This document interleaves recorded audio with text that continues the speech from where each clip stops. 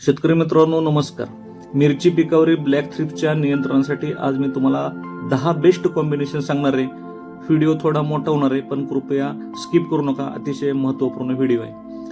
तर आपल्याला पहिलं कॉम्बिनेशन घ्यायचं आहे मोव्हेंटो प्लस जंप, दुसरं कॉम्बिनेशन सिम्युडिस प्लस नो थ्रिप्स घ्यायचं आहे, तिसरं कॉम्बिनेशन आपल्याला डेलिगेट प्लस निमिसाइड घ्यायचं आहे, चौथं कॉम्बिनेशन आपल्याला एक्सप्नॉस प्लस इकोसाइड घ्यायचं आहे, पाचवं कॉम्बिनेशन आपल्याला ब्रोफ्रिया प्लस लान्सर गोल्ड घ्यायचं आहे, सहावं कॉम्बिनेशन आपल्याला लिनिओ प्लस प्राइड घ्यायचं आहे, सातवं कॉम्बिनेशन आपल्याला शिनवा प्लस नो थ्रिप्स घ्यायचं आहे, आठवं कॉम्बिनेशन आपल्याला सोलोमन प्लस जंप घ्यायचं आहे, नववं कॉम्बिनेशन आपल्याला ॲबॅसिन प्लस नोमॅट घ्यायचं आहे, 10वं कॉम्बिनेशन आपल्याला पेगासस प्लस निमिसाइड प्लस फिश ऑइल असं एकत्र घ्यायचं आहे.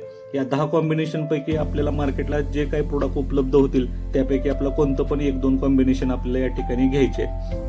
तसं शेतकरी मित्रांनो आपल्याला ब्लॅक थ्रिप्सच्या नियंत्रणासाठी पांढरे चिकट ट्रॅप लावायचे आहेत. येलो ट्रॅप लावून त्या ठिकाणी उपयोग होणार नाही. तसंच आपल्याला ब्लॅक थ्रिप्स हे फुलामध्ये लपलेले असते, त्याच्या प्रभावी नियंत्रणासाठी आपल्याला न्यूट्रास्पेड हे प्रोडक्ट वापरायचं आहे. न्यूट्रास्पेडमुळे तुमचं अतिशय चांगल्या प्रकारे त्या ठिकाणी पेनिट्रेशन होणार आहे, औषधाचं स्प्रेडिंग होणार आहे, त्याचं ऍक्टिव्हेशन सुद्धा चांगलं होणार आहे. तसंच पाण्याचा पीएच तुमचा बॅलन्स होणार आहे, टीडीएस रिड्यूस होणार आहे. त्यामुळे न्यूट्रास्पेड प्रोडक्ट हे अवश्य वापरायचं आहे. त्यानंतर आपल्याला सिलिकॉनचा हा वापर जास्तीत जास्त करायचा आहे. सिलिकॉनच्या वापरामुळे पानं तुमचे रफ होणार आहे, जाड होणार आहे, त्यामुळे थ्रिप्सला त्या ठिकाणी पानं खरवडण्याला अडचण येणार आहे, थ्रिप्सला रस सकिंग करण्याला त्या ठिकाणी अडथळा निर्माण होणार आहे. त्यामुळे आपल्याला सिलिकॉनचा हा ऑर्थोसिलिक्सचा वापर करायचा आहे, सिलिकॉनचा वापर हा जास्तीत जास्त करायचा आहे.